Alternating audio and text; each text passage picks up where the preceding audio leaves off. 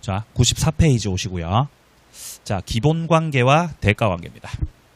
자, 앞서 말씀드렸다시피 기본관계라는 것은 요약자와 그리고 낙약자 사이의 관계를 말하는 겁니다. 자, 제3자를 위한 계약 등장인물 세 사람입니다. 요약자 갑, 낙약자 을, 그리고 수익자 병 이렇게 되는 거죠. 여기서 일단 이 갑과 을 사이에서 약속했던 거, 그러니까 매매 계약을 한 거죠. 이 매매 계약 속에서 약속했던 대로 갑은 물건을 넘겨줘야 되고 을 쪽에서는 거기 맞춰서 이제 대금을 지급을 해야 되고 그렇게 약속한 거죠.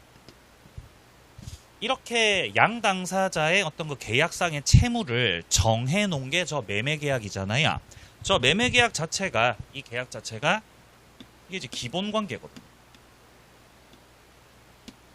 자, 근데 기본계약에서 정했던 그 약속을 갑이 만약에 이행하지 않으면 갑이 물건을 넘겨주지 않는 거예요.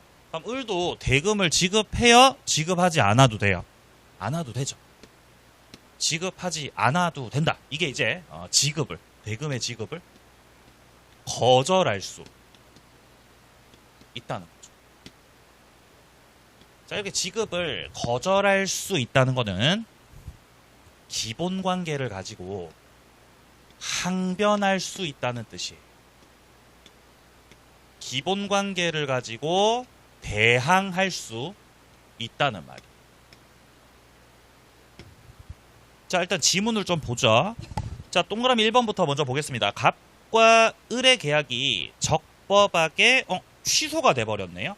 그럼 이거는 기본관계가 무효가 됐다는 뜻입니다. 자, 그러면 기본관계가 무효가 됐으니까 병이 갖고 있던 그 제3자 권리 있죠? 그거 없어져요. 병의 권리는 대가관계에서 정했던 거예요? 기본관계에서 정했던 거예요? 기본관계. 매매계약에서 병이 돈 받을 권리가 있다로 정했던 거죠. 근데 그 매매 계약이 취소가 돼서 무효됐으니까 병의 권리는 없어진다. 자, 2번 달랑 내려갑니다. 을은 특별한 사정 없는 한 갑과의 이 기본관계에서 발생한 그 항변을 가지고서 병의 청구에 대항할 수 있다고 말합니다. 여기서 말하는 기본관계에서 발생한 항변이 무엇인가? 기본관계에서 정했던 걸 어기고 있다는 거죠. 갑이 부동산 안 주고 있다는 거예요. 그러면은 을도 병한테 돈 준다고 돈 안 준다고? 돈 안 준다는 말이죠. 자, 그리고 3번은 좀 더 풀어서 말하고 있죠. 갑이 을에게 매매 계약에 따른 이행을 하지 않으면, 그러니까 기본관계에서 약속했던 거를 어기면. 자, 그럼 역시 을은 특별한 사정 없는 한은 병한테 대한 어떤 이 대금의 이 지급과 관련해서 이를 거절할 수 있다는 것. 자, 여기까지가 기본관계고요. 자, 이것들하고 이제 비교해가지고 봐야 되는 게, 다시 그림 그려보죠. 요약자 갑, 자, 그리고 낙약자가 을, 자, 수익자는 병, 이런 상태입니다. 자, 이렇게 되어 있는 상태에서요, 일단 갑과 을이 체결했던 이 매매 계약이 기본관계고, 이거 말고 요약자 갑과 수익자 병의 관계, 요약자와 수익자의 관계를 가리켜서 대가관계라고 하죠. 참고로 대가관계는요, 기본관계에 어떤 영향을 줄 수 없어요. 만약에 대가관계가 무효가 됐어요. 대가관계가 뭐가 됐어요? 무효가 됐어요. 아니, 그럼 대가관계가 무효됐으니까 무슨 일이 생기는 거죠? 무슨 일이 생겨요? 아무 일도 안 생긴다는 거예요. 만약에 기본관계가 무효로 되면 병의 권리가 막 없어져 버리고 막 이렇게 막 뭐 일들이 생겨나죠. 근데 대가관계 무효되는 거는 이거 영향이 없는 거죠. 아니, 그러면 대가관계가 무효가 되면은 을은 갑하고 약속했던 거, 거, 대금 지급하기로 한 거. 지급을 해야 돼요. 지급 거절할 수 있어요. 지급을 해야 되는 거예요. 대가관계가 무효 여두요. 대가관계 무효가 네 돈 주는 거랑 뭔 상관이냐는 거죠. 기본관계는 짱짱하다고 지금. 기본관계가 무효됐어요. 대가관계가 무효됐어요. 대가관계가 무효됐잖아요. 그럼 지금 현재 기본관계는 어떤 상태죠? 기본관계는 어떤 상태? 그냥 유효의 상태라는 거죠. 그냥 유효의 상태. 아무 문제 없는 유효의 상태. 그러면 돈을 줘야 돼, 지급 거절할 수 있어? 돈 그냥 줘야 된다는 겁니다. 그러니까 지급을 대금 지급을 거절할 수 있다, 거절할 수 없다? 없다. 대가 관계를 가지고는 항변할 수 있다, 없다? 없는 거예요. 항변은 기본 관계를 가지고 항변하는 거지 대가 관계로 항변하는 게 아니라는 것입니다. 대가 관계를 가지고는 대항할 수 역시 없다는 거죠. 요렇게 정리가 되겠습니다. 자, 대가 관계의 동그라미 1번부터 보겠습니다. 갑과 병 사이의 이런 채권 관계 자체가 소멸, 즉 대가 관계가 없어지게 되더라도 갑과 을 사이 체결했던 계약, 줄칩니다. 갑과 을 사이 계약, 이거 무슨 관계예요? 무슨 관계 말하는 거죠? 기본 관계가 소멸하는 거. 아이, 그거 아닙니다. 자, 2번 을은 병이 이행을 청구하는 경우에 갑과 병 사이의 법률 관계에 기한 항변을 가지고는 병에게 대항을 못한다는 거죠. 여기서 역시 첫째 줄 중간에 갑과 병 사이의 법률 관계, 이 관계가 무슨 관계를 말하는 거죠? 대가 관계 말하는 거죠. 대가 관계에 기한 항변을 가지고는 대항할 수 없다는 겁니다. 자, 3번 내려갑니다. 갑과 병의 이 법률 관계가 무효가 됐네요. 그럼 지금 무슨 관계가 무효로 돼버린 거죠? 대가 관계가 무효가 돼버렸어요. 그럼 을이 병한테다가 대금을 지급해야 돼요? 지급 거절할 수 있어요? 지급을 해야 된다는 거죠. 지급 거절할 수 있다고 없다고? 없다는 거죠. 정리합니다. 이거 무조건이에요. 기본 관계가 나옵니다. 기본 관계가 나오면 기본 관계가 어쩌고 저쩌고 하면 이 제3자를 위한 계약에서 지급을 거절할 수 있어요. 항변할 수 있어요. 대항할 수 있어요. 무슨 관계로 나오면? 기본 관계로 나오면. 그러니까 지문 보다가 기본 관계가 나왔네? 그럼 문장 끝에만 확인하면 되는 거지. 항변이 되는지 안 되는지. 연습해야 되겠죠? 식사하시고 연습하겠습니다. 특강 때. 자, 그리고 대가 관계. 기본 관계 말고 대가 관계로 나왔다. 이렇게 지문에서. 대가 관계로가 나오면은 지급을 거절할 수 없습니다. 항변을 못합니다. 대항을 못합니다. 라는 거예요. 무조건입니다. 무조건. 공식 같은 거예요. 화이팅. 95페이지로 갑니다. 95페이지로 갑니다. 자, 7번에 보시면은 7번 오른쪽 7번 제3자는 해제권, 원상회복 청구권, 취소권 이런 것들을 행사하실 수 없다는 거. 왜냐하면요. 자, 요약자 갑, 낙약자 을, 수익자 병이 있어요. 근데 이렇게 있었는데 여기서 이 낙약자가 갑하고 계약을 할 때 돈 주기로 했거든. 돈 주기. 대금을 지급하기로.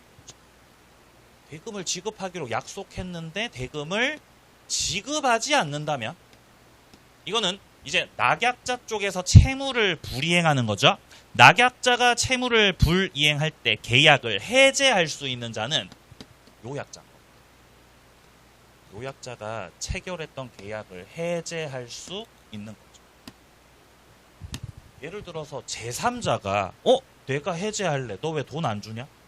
나 그럼 너 돈 안 주니까 계약 해지할게. 이거 안 된다. 어디까지나 병은 제3자에 불과하다는 논리예요. 너는 제3자잖아. 계약을 해제할 건지 말 건지는 제3자가 결정할 문제예요. 당사자가 결정하셔야 돼요. 당사자가 결정해야 돼. 만약이야. 야, 이 계약 속에 야, 착오가 있네, 착오. 야, 사기가 있네. 야, 강박이 있어. 착오나 사기 강박이 있었던 거죠. 그러면 계약을 뭐 할 수 있어요? 취소할 수 있는 거잖아요. 계약을 취소할 건지 말 건지도 갑이나 을이 결정할 문제예요. 제3자 병이 결정할 문제예요. 맞아요. 얘는 취소 못한다. 제3자는 당사자가 아니기 때문에 제3자가 취소 안 되고, 착오나 사기 강박이 있으면은 갑과 을 사이에서 해결해야 될 문제죠. 뭐 예를 들어 을이 갑한테 사기 쳤으면 갑은 취소해도 되죠. 문제 전혀 없어. 자, 이런 말들을 하고 있는 겁니다. 자, 그래서 동그라미 1번 같은 경우는 둘째 줄 제3자 병은 계약 해제를 할 수 없다. 왜 할 수 없다? 너 제3자니까. 동그라미 2번. 계약이 해제가 됐을 때 병은 원상회복 청구도 못해요. 원상회복 청구도 당사자가 하셔야 돼요. 갑 혹은 을이 해야 되죠. 3번. 병은 해제권, 원상회복 청구권 가지지 못한다. 4번 내려갑니다. 계약이 을의 기망으로 체결됐다면 을이 사기쳤다는 거죠. 그러면 이거 취소 갑이 해야 돼요? 병이 하는 게 맞아요? 갑이 하는 게 맞다는 거지. 병? 너는 취소 못해요. 5번. 병 제한 능력 이유로 취소 안 되죠. 8번 내려갑니다. 제3자는요. 을이 돈을 안 주니까, 낙약자 쪽에서 대금을 지급하지 않으니까 이 제3자 병은 손해를 입었거든요. 네가 돈 안 주니까 손해가 생겼어. 따라서 나는 내가 입은 손해, 돈 못 받아서 내가 입은 손해가 있었던 거죠. 손해배상 청구하겠다. 손해배상을 청구하겠다라는 거는 할 수 있다는 거죠. 그러니까 해제나 취소는 못하고 뭐만 할 수 있다고요? 손해배상 청구만 할 수 있다는 겁니다. 오케이. 자, 9번 내려갑니다. 을이 갑의 채무 불이행을 이유로 계약을 해제했습니다. 이때 을은 이미 지급했던 급부 반환을 병한테 청구할 수는 없다는 거죠. 엄청 많이 나온 질문이죠. 심심하면 물어보죠. 심심하면 맨날. 그러니까 이게 무슨 사건이냐면은 요약자 갑, 낙약자 을, 수익자 병이 있잖아요.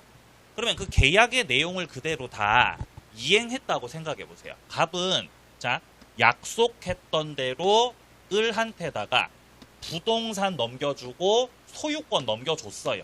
약속한 대로.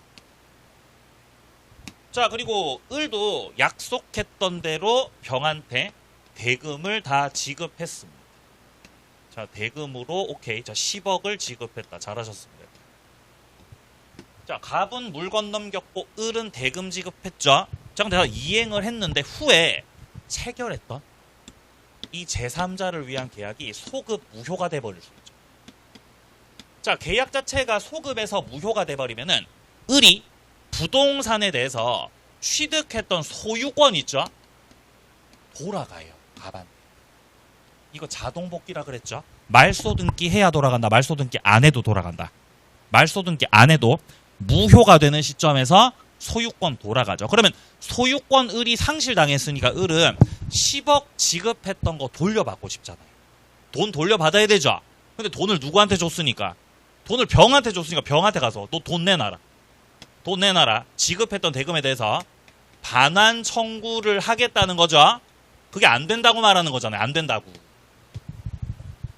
왜냐하면 계약이 무효로 되고 나서 어떤 청산 문제가 생겼을 때는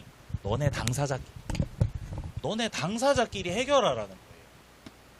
어디까지나 병은 제3자니까 제3자한테다가 돌려달라고 하지 말아라. 그런 논리입니다. 그럼 결국에 을은 법적으로 따졌을 때 10억을 돌려달라고 누구한테다가 청구하는 게 맞다고요? 갑한테다가 청구하는 게 맞는 거지. 병에게 청구할 수는 없다는 말입니다. 오케이, 다음 페이지. 자, 다음 페이지 10번입니다. 수익자는 오케이, 보호받는 제3자가 아니다. 자, 동그라미 1번에 갑과 을의 매매 계약이 허위 표시로 무효가 됐습니다. 통정허위 무효가 됐네요. 자, 그럼 이때 이 병 같은 경우는 보호받는 제3자라고요? 돈 받는 제3자라고요? 돈 받는 제3자예요. 그 무효를 가지고 선의의 병에게 대항할 수 있다는 거죠. 2번, 갑과 을의 계약이 갑의 착오로 취소가 됐다는 거죠. 이때 병은 착오 취소로서 대항할 수 없는 제3자 범위에 속하지 않는다는 겁니다. 통정허위 표시 기억나세요? 통정허위 표시. 통정허위 유효예요, 무효예요?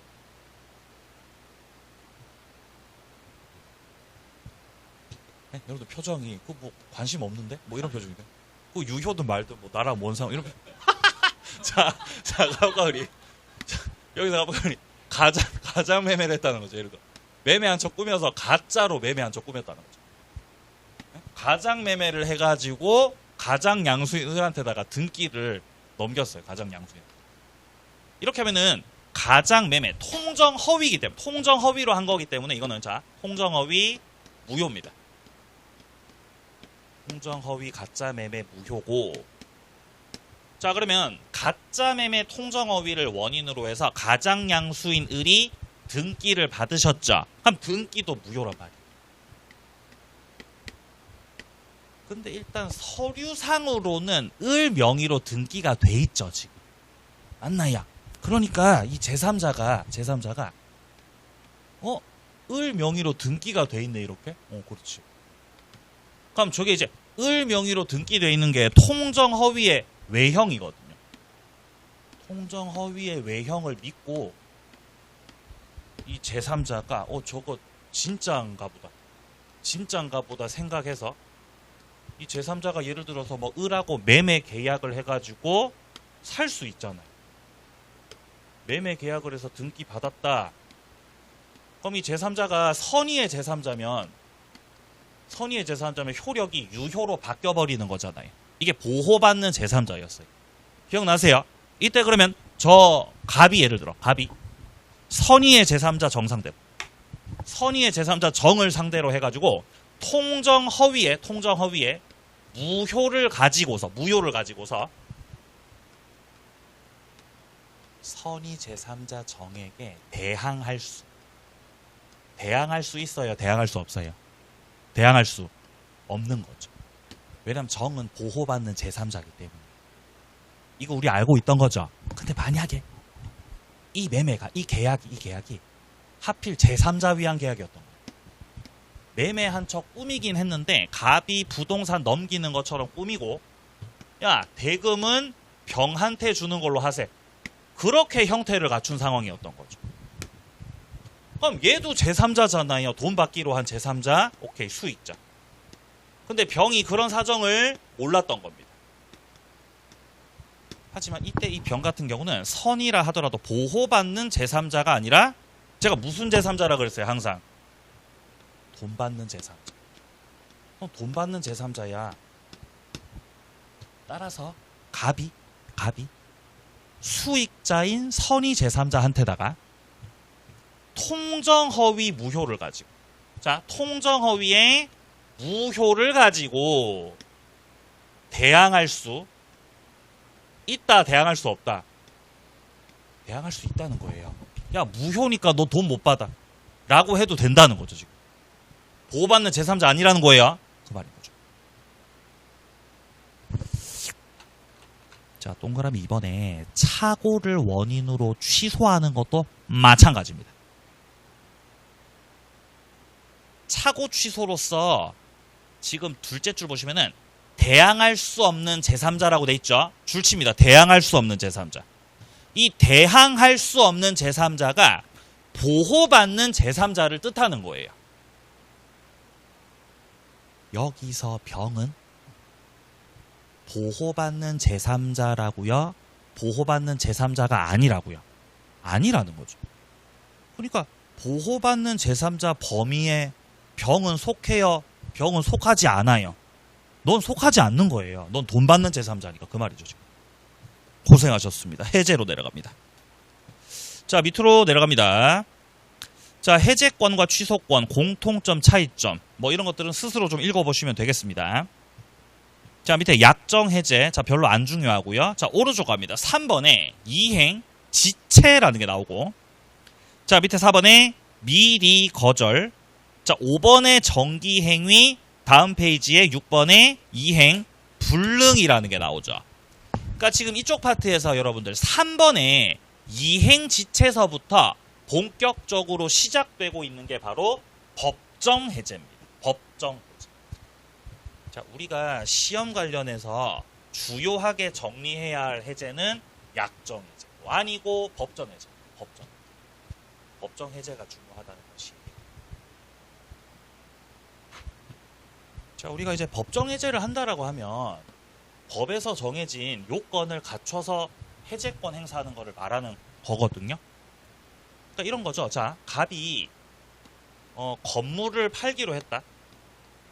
자, 갑은 건물을 넘겨주기로 했다. 자, 그리고 을은 갑으로부터 자 건물을 넘겨받으면서 대금으로 뭐 10억을 지급하기로 했다. 10억. 근데 여기서 이제 매매 계약 체결 후에 을이야. 갑한테 계약금, 중도금 해서 4억을 준 거죠. 그죠? 잔금 6억 주려고 기다리고 잔금 6억 주고. 그러다가 지진 나면 위험 부담이죠. 기억나세요? 그러다가 지진 나면 위험 부담이에요. 그러다가 갑이 건물을 안 주면, 을도 잔금 줘 안 줘? 을도 잔금 안 줘. 그럼 그 동시이행 항변이잖아요.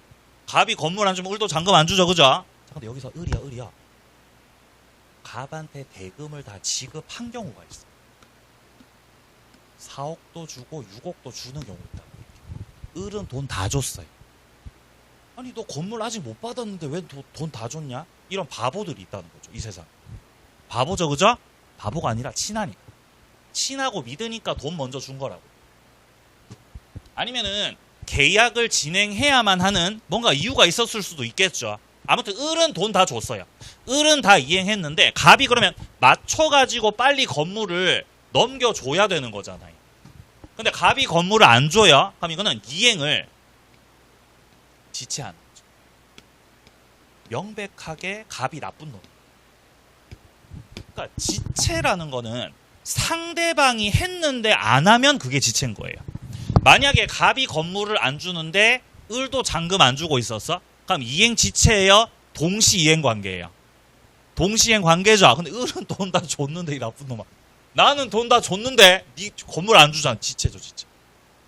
그럼 지체를 하니까 여기에 대해서 법에서 어떻게 정하고 있냐? 계속 상대방이 안 하면 최고해야 된다고 주장하고 있습니다. 최고를 해라. 자꾸 안 하니까 빨리 해. 독촉을 해라는 거죠. 그죠? 우리 지금 출석 인원 얼마 안 되는데 막 학원 안 오시고 빠지잖아요. 그러니까 전화해가지고 빨리 학원 오시라고 독촉을 해야 된다는 거죠. 그러니까 최고를 빨리.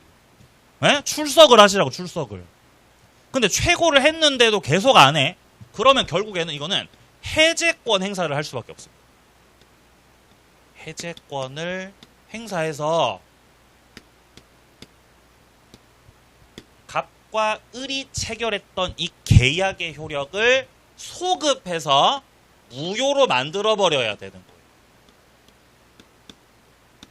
그리고 갑한테 대금 10억 줬던 거 있죠? 돌려받아야죠. 그렇게 하려면은 계약을 해제할 수 있어야 되는 거예요. 그럼 여기서 을이 해제권 행사를 한 그 이유가 뭐예요? 왜 해제한 거죠? 지체를 하니까 해제한 거예요. 그럼 반대로 지체 안 하면 해제 못 한다는 거죠. 아니면 이럴 수 있어요. 야, 을이 4억을 줬는데 아직 잔금 안 줬어. 아직 잔금 안 줬어요.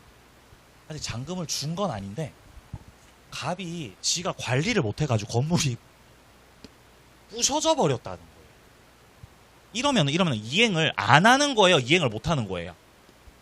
불능이 돼요. 불능. 지체가 됐든 불능이 됐든 을이 건물을 못 받고 있는 건 똑같은 상황이죠. 그럼 이때 같은 경우는 을이 계약을 해지할 수 있거든요. 근데 이때는 최고할 필요가 없어요. 최고할 필요가 없다. 그냥 곧바로 그냥 해제권을 날려버리면 된다는 거죠.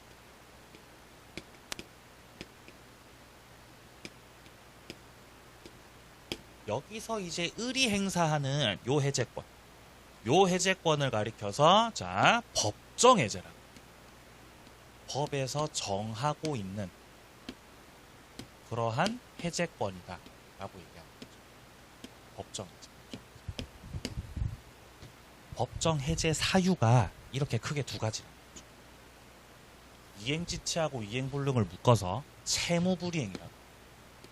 채무 불이행을 하면 법정 해제권을 행사할 수 있는 거예요. 바꿔 말하면 채무 불이행이 없으면 법정 해제한다 못한다? 못하는 거예요. 못하는 거. 근데 채무 불이행은 계약을 위반하는 건데 크게 종류가 두 가지인 거예요. 지체는 안 하는 거고요. 불능은 뭐 하는 거고요. 못하는 겁니다. 자, 그래서 지금 3번에서 말하는 이행 지체 같은 경우는 안 하는 거기 때문에 안 하는 거. 최고를 해야 해제, 최고 없이도 해제. 최고를 해야 해제할 수 있는 거예요. 이거 안 하는 거기 때문에 독촉을 하셔야 돼요. 독촉을. 자, 2번 내려갑니다. 이행 최고는 꼭 기간을 정해서 최고해야 되는 건 아니고요. 자, 밑으로 내려갑니다. 자, 내려가지 뭐 다음 페이지 가보세요. 자, 6번으로 넘어가 보죠. 6번으로 넘어가 보시면은 자, 6번에 이행 불능이 나옵니다. 자, 불능 같은 경우는 채무자 책임 있는 사유로 이행이 불가능으로 됐다. 이 경우는 최고 없이도 곧바로 해제권 행사를 할 수 있습니다. 자, 동그라미 2번. 이행 불능으로 해제를 할 때는 자신의 급부를 제공할 필요가 없다. 자신의 급부 줄칩니다. 잔금을 말하는 거예요. 아니, 건물 자체가 지금 망가졌잖아요. 부셔졌잖아요, 건물이. 소실됐잖아. 그럼 이거는 불능이 된 거잖아, 불능이. 을 쪽에서 계약을 해제할 때 잔금 주고 해제하는 게 맞겠어요? 그냥 해제하는 게 맞겠어요? 그냥 해제하는 게 맞죠.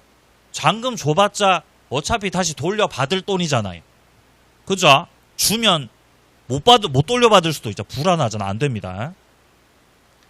자, 그리고 내려가서 자, 밑에 쪽에 자, 밑에는 보실 게 없고요. 그래서 이 불능에서 두 가지를 확인하시는 거예요. 동그라미 1번 단락 같은 경우는 최고할 필요 없이. 동그라미 2번 반대급부 제공도 필요 없이 그냥 곧바로 해제 가능하다. 자, 그런데 다시 앞으로 96페이지. 자, 96페이지 와보시면 아까 전에 우리 봤었던 게 3번의 이행지체였었죠. 여기가 일단 원칙이에요. 지체를 하면 최고해야 해제 가능하다. 근데 밑에 4번에 미리 거절하고 5번에 정기행위 보이죠. 여기 같은 경우는 예외적인 겁니다. 자, 4번부터 먼저 보죠. 채무자가 불이행 의사를 명백히 표시했어요. 채무자가 자기 안 하겠대요. 얘가 건물을 안 넘기고 있어. 안 넘기고 있는데 그러면 갑이 지체를 하고 있으니까 을은 최고하고 해제하는 거예요? 최고 없이 해제해야 되는 거예요? 최고하고 해제하는 게 맞잖아요. 그죠? 근데 여기서 갑이 먼저 연락 왔어. 최고하려고 했는데 갑이 먼저 연락 와가지고 응, 안 해. 응, 안 해. 에? 안 한다고 하는 것 자체가 미리 뭐 하는 거죠? 미리 거절하는 거잖아요. 미리 거절하는 거죠. 그럼 최고를 하고 해제를 해요? 안 한다고 하니까 바로 해제를 해요. 바로 해제해 버리면 된다는 거죠. 그러니까 먼저 연락 와서 첫째 줄 보시면은 채무자가 불이행하겠다고 그 의사를 명백히 표시를 했기 때문에 미리 거절의 의사 표시를 했기 때문에 여기 같은 경우는 뭐 굳이 기다릴 필요 없이 그냥 곧바로 최고할 필요 없이 그냥 바로 해제하면 된다는 거죠. 밑에 5번 내려갑니다. 정기행위라는 게 있죠. 정기행위는 지체하면 최고 없이 해제 가능해요. 예를 들어 뭐가 있냐? 동그라미 3번 보세요. 옷가게. 결혼 시작 전에 배달해줘야지. 그렇게 약속했죠? 근데 이거 결혼식 끝났는데도 아직 배달 안 됐죠. 그럼 이거는 단순히 늦은 게 아니라 이거 용서가 안 되는 거잖아요. 이거 목적 달성이 안 되는 거잖아요. 결혼식 끝났는데? 그럼 최고하고 해제할까요? 최고 없이 해제할까요? 최고 없이, 최고 없이. 자, 그래서 동그라미 1번 단락 봅니다. 동그라미 1번 단락. 당사자 일방이 이 정기 행위를 일정 시점에 이행하지 않았다. 자, 이러면 상대방은 최고 없이 계약 해제가 가능합니다. 정기 행위를요. 자, 동그라미 2번. 성질상 일정 기간 내로 이행하지 않으시면은 목적을 달성할 수 없는 계약이다. 줄 치세요. 줄 치세요. 일정한 기간 내로 이행을 하지 않으면은 목적을 달성할 수 없는 계약이다. 줄 칩니다. 이런 걸 정기행위라 그럽니다. 정기행위를 그 시기에 이행하지 않아 줄 칩니다. 이행하지 않더라도 지체를 했다는 거잖아요. 최고하고 해제, 최고 없이 해제. 최고 없이 해제. 해제해야 돼요? 해제 안 해도 돼요? 해제는 해야 된다는 거예요. 헷갈리면 안 됩니다. 정기행위는 최고할 필요가 없어요? 해제할 필요가 없어요? 최고할 필요가 없는 거예요. 최고할 필요가. 뭐는 하라고 돼 있죠 지금? 해제는 하라는 거예요. 야 해제. 이렇게 해제 의사표시는 해야 된다고. 해제. 야 때려쳐. 이렇게 해제. 이거는 하시라는 거죠. 해제. 다음 페이지. 자, 97페이지 오시고요. 8번, 왼쪽 밑에 8번입니다. 해제권 행사입니다. 당사자가 한 분이 아니라 여러 분이시네요. 이러면 해제는 전원으로부터 또는 전원에 대해서 다 하셔야 된다. 당사자가 한 명이라고요? 여러 명이라고요? 여러 명이라는 거예요. 그럼 해제권 행사는 전원으로부터 전원에게 대해서 싹 다 하시라. 싹 다. 예를 들어 매도하는 측이 있고 매수하는 측이 있다고 생각을 해보세요. 우리가 통상적으로 지금까지 봤던 매매계약 같은 경우는 예를 들어 매도자가 뭐 갑, 매수자가 을 이런 식으로 양 당사자가 한 명씩 있었잖아요. 근데 예를 들어 이럴 수 있죠. 매도인이 갑하고 뭐 A 이럴 수 있죠. 왜냐면 어떤 부동산을 소유하는 자들이 공유하고 있을 수도 있잖아요. 그럼 둘이서 공유하니까 매도인이 2명 되는 거예요. 2명. 근데 저 매도인 쪽에서 채무를 불이행하니까 이 매수인이 야 너네 왜 채무 불이행하냐? 계약을 해제할 수 있는 거죠. 해제. 이때 법정 해제권 행사를 할 때 당사자가 수인 즉 여러 명이라고 한다면은 전원에 대하여 해야 된다 그러잖아요. 전원에 대해서 해제를 해야 된다는 거는 이 해제를 갑한테다가 하면 된다고요? A한테다가 하면 된다고요? 둘 다 해제 다 해야 돼. 이렇게 해야 된다는 거죠. 근데 잘 보시면은 전원에 대하여 해야 된다 뿐만 아니라 또는 왼쪽에 전원으로부터라고 돼 있잖아요. 전원으로부터라는 거는 매수자도 2분일 수 있죠. 예를 들어서 을도 매수자고 B도 매수자고 공동 소유하는 걸로 사기로 했죠. 그럼 여기서 B도 매도자 측이 채무를 불이행하면 여기도 해제권자란 말이에요. 그러면 을만 해제한다고 해제가 되는 게 아니라 B도 해제를 해야 된다 이 말이에요. 그러니까 결국 해제권 행사는 전원이 다 해야 되고 전원에게 다 해야 된다고요. 그러니까 당사자가 2대2면은 총 4번의 해제가 돼야 해제가 된다 이 말이죠. 그죠? 이제 3명 이상이 되면 이제 더 복잡해져. 다 해야 되죠. 다 해야 되죠. 2명까지만 해. 2명까지만 복잡하니까요. 자, 그래서 밑에 동그라미 2번 단락 봅니다. 당사자, 상대방이 수인 여러 명일 때 특별한 사정 없는 한 그중 한 사람에 대하여 그 해제를 했다는 거잖아요. 그건 효력이 없다는 거예요. 왜냐면 한 사람한테다가만 하면 돼요. 전원에게 다 하는 게 맞으니까. 전원에게 다 하는 게 맞으니까요.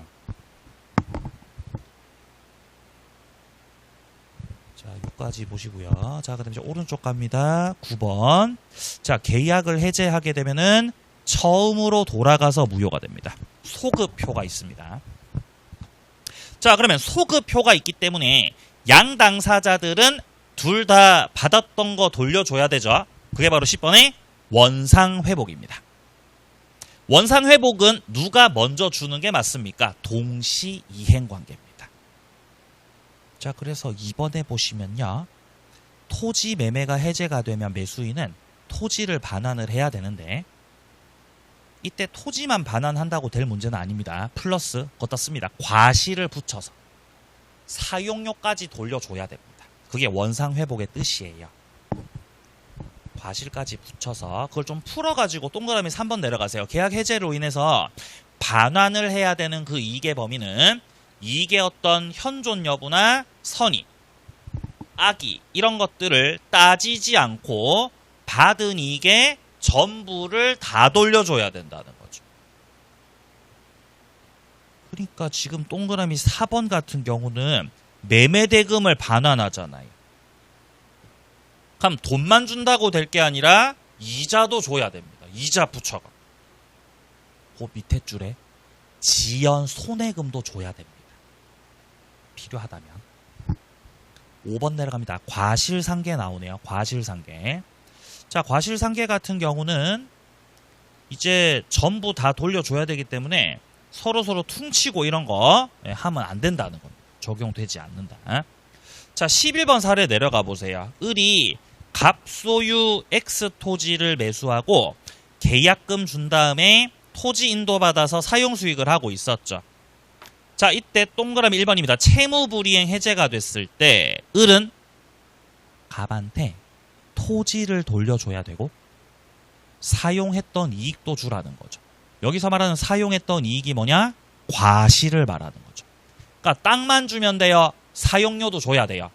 사용료도 줘야 됩니다. 동그라미 2번 단락. 채무불이행으로 해제가 됐을 때 갑은 을로부터 받은 계약금 돌려줄 때, 돈 돌려줄 때 역시 이자를 가산해서 돌려주라 이 말입니다. 자, 12번 내려갑니다. 계약 해제는 손해배상 청구에는 영향을 미치지 않는다는 겁니다. 다음 페이지요.